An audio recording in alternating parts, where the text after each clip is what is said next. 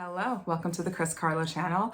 For today's video, I wanted to speak briefly about the importance of energetically protecting your goals.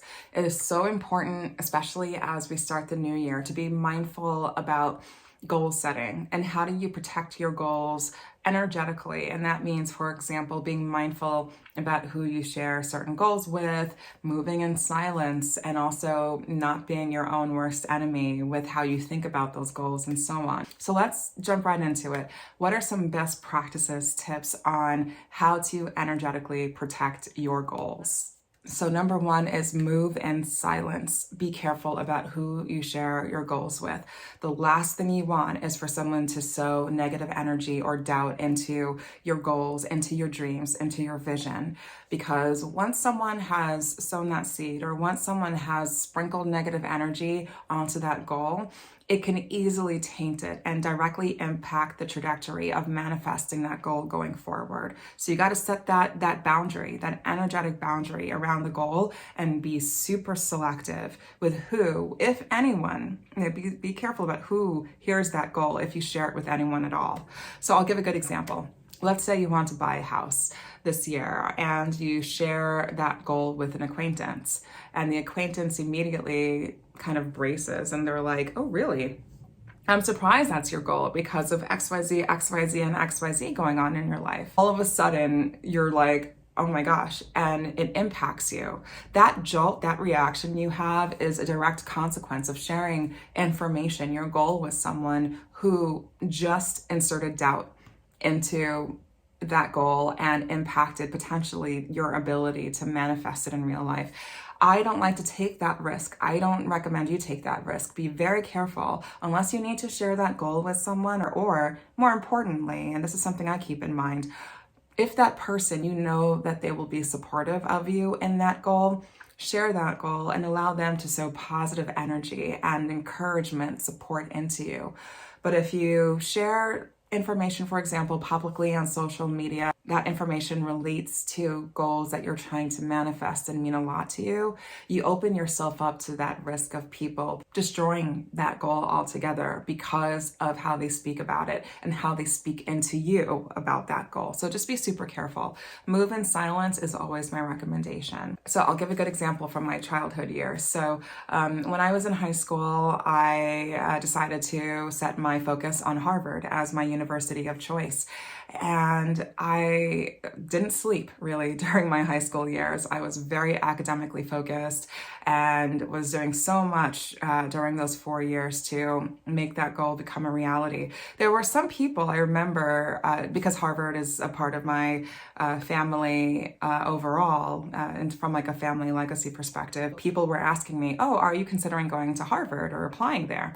And I remember giving like a general response, but didn't go into details about the fact that, yes, I was very much focused on trying to get admitted into that school. But I had cheerleaders around me supporting me and saying, be careful with who you share certain goals, certain dreams with, because what you don't want is for someone to, throw you off course, or anyone to throw you off course. So be careful with who you share this information with. So that's exactly what I did.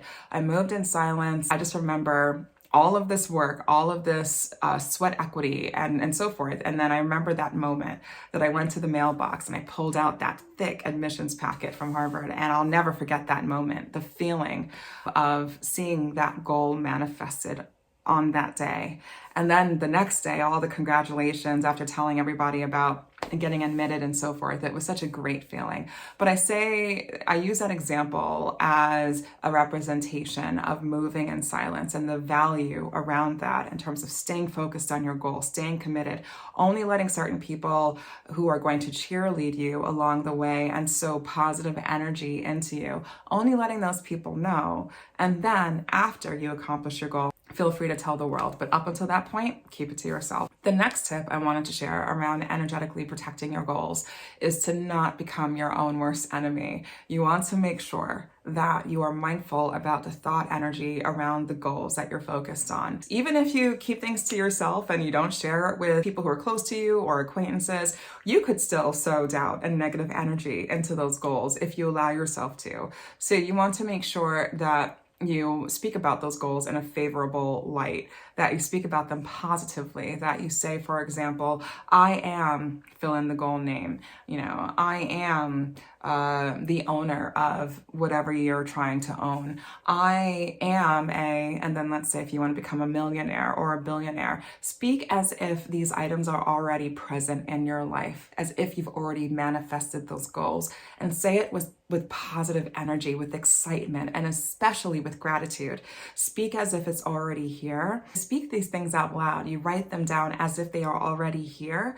Not only does it stop you or limit the opportunity for you to become your own worst enemy with those goals, but you're actually more mindful about the micro steps, the action steps that you need to take on a day-to-day basis to make them come to life. So there's so much benefit in terms of surrounding those goals with positive energy and speaking as if those goals have already manifested. The third item I wanted to call out is something that we all know, vision boards, putting up post-it notes and keeping those goals top of mind. And I think that's such a great way to energetically protect your goals in terms of the visual representation of those dreams, of that vision, wherever you look, for example, in your room or in your house. So for example, make sure you have your vision boards on your wall. Make sure you have your screensaver with perhaps a representation of a key goal that you're focused on. Make sure that on post-it notes, you put them on your mirror, and as you're looking in the mirror, you're repeating back whatever's on that post-it note. I am a millionaire. I am the recipient of XYZ award. And express gratitude. I am so grateful that I am the recipient of XYZ award. I am so grateful that I am, whatever it is that you're focused on, that you're dreaming. It's so important to remind yourself visually of what those dreams are. Even if you record yourself saying certain things and then play it back even as you're sleeping. I have found this to be so incredibly helpful when I'm focused on a pretty big goal, like for example, passing the bar exam, whatever the goal is. It is so important to have those visual reminders around you as to what the goal is, the fact that yes, this is something realistic, something that is obtainable, and that in fact it is already mine, and expressing gratitude for it as well. Thank you so much for watching today's video. I have more on the way. Let me know what you think in the comments below. I'd love to hear from you, and take care. I'll see you soon.